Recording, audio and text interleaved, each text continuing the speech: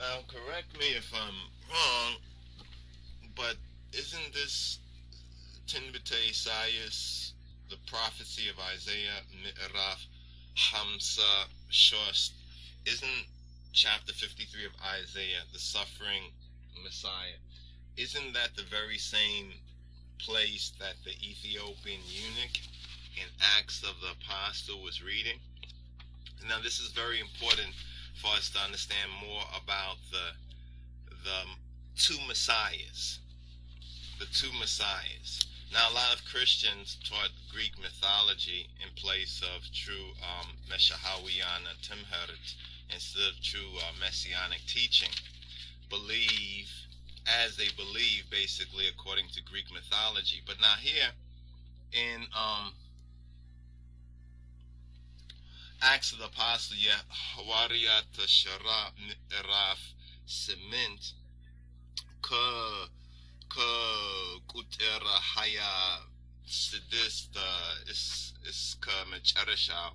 The rest, it says Yegeta Melak Philippe Olsen Teneshte Bede Buba Bekula Ka Jerusalem Wada Gaza Wada Miya Wordo Midrebeda Wada Hone Menged Heed Allah Teneshtom Hede in the home Hindeke Yetebalech Yetopia Nigishta Azajna Jandaraba Yenebre Be Genzebwam Hulu Yeshaletene and Yetopia so Lia Segid Wada Jerusalem Metatoneber Sia Melesim Be Saregala Tekemt o Ye Nebiyun Ye Isayasin Metzhafa Ya Neber. He was reading the prophet Isaiah. It says he was reading the prophet Isaiah, the treasurer and the eunuch of the queen of Ethiopia, of the Candace or Hindeke Negisht, of the Yetopia Negisht. He was reading, it says, Ye Nebiyun Ye Isayasin Ametzahafa Ya Neber, that he was reading Isaiah. It says, Menfesim of Philippos, and now the Spirit, you understand, said to Philippos, what is he? Saregala Krebina Tegenany Alo.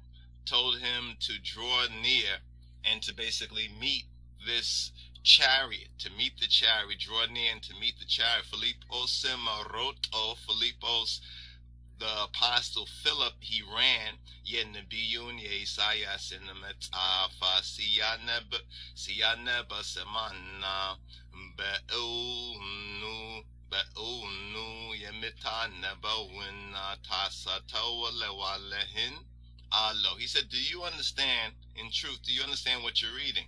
Now, the Ethiopian eunuch, Arisumai, he said, Yemi Meranya Sainor Yende Yichalenial, how indeed Yichalenial? How am I to know without someone to guide me? Right? And Allah, it says, so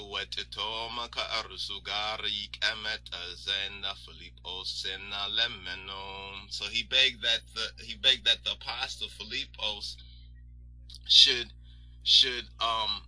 sit with him in his chariot. He asked him that he should sit with him, and he beseeched him, in other words, that he would sit with him in his chariot.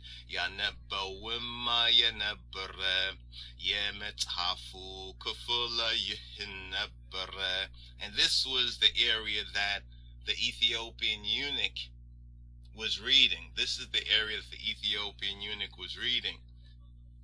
In the bega wode metareda teneda ye begat ebotima be shalachu afita zimendemil indihu afun ala kafetem bewordetu fardua tewagade hiwatu kamidara tewagdalechna tewalidun nisa manina garal Mani Nagaral, and his generation till Ledunis Mani Nagaral.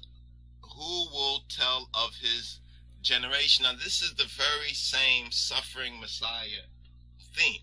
Now, what's very interesting is that we know, and if you don't know, you should know, that this Ethiopian treasurer and eunuch was a Hebrew. I mean, it's very clear from the text that he was a Hebrew, because it says in this text that it says in verse Kuterahaya Sabat, it says in Nehum Hindike Yetabalech Ethiopia Nigish Dazajna Janderebaya Nebere Begenze Buam Hulu Yeshalet and Ethiopia. So Li Seged to worship Li Seged what it Jerusalem Neber. He had come Jerusalem. He had come to Jerusalem.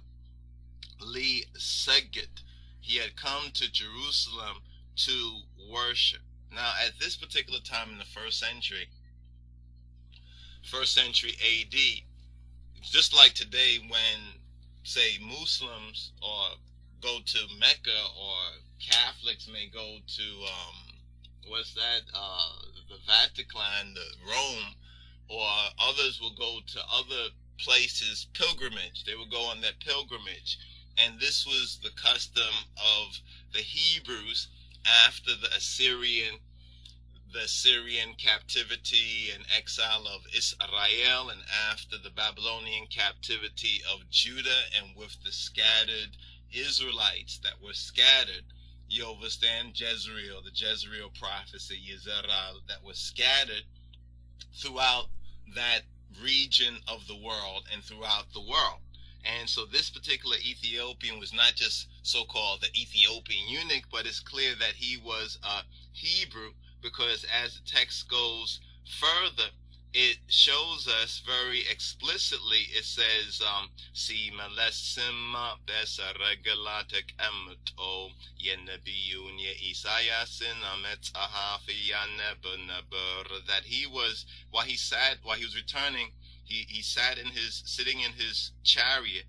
He was reading the book of the prophet ETHIOPIAN, that he read the book of the prophet ETHIOPIAN. And what's very interesting is that it tells us the exact area that he was reading, and this is Isaiah chapter Mi'raf Hamsa Shost, or chapter 53, that's known as the suffering Messiah text, the suffering servant, the suffering Messiah text.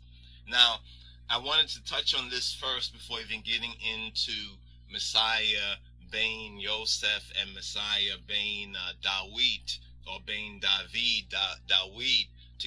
Before we get into that, we needed to touch on the text. Needed to really touch on the text to better understand the text, so we can interpret this in context.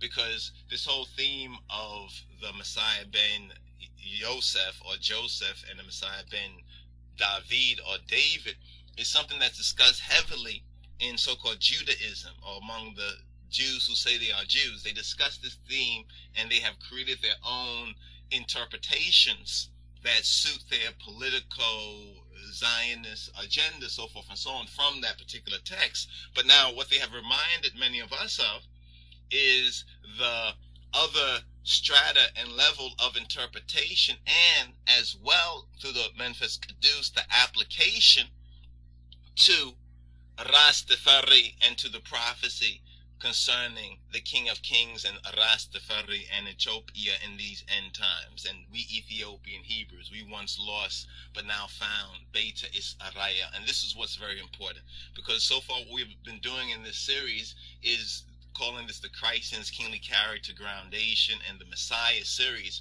is touching on what does Messiah and Christ really mean, based on the scriptures and based on the Bible, not getting into all the denominational interpretations here and there. We also touched on the similarities, the matrix between Messiah and Savior in the Hebrew, or the whole Moshiyach and the Mashiach theme within the scriptures. You understand, within the language of the Hebrew. You understand how these two words, Savior and Christ in the Hebrew, or Moshiyach, how they're very close and very similar, you understand, in their Hebrew pronunciations, biblical Hebrew pronunciations, and in their usage and meanings. You understand, in other words, where the theme of the Messiah, Yehoshua, becomes also the Savior, Yehoshua, but even in Yehoshua or Yeshua's name is that root, Yasha, you understand, which means Savior. You understand? And then another cognate of it is Shoah, and we know Shoah is the province of the remnant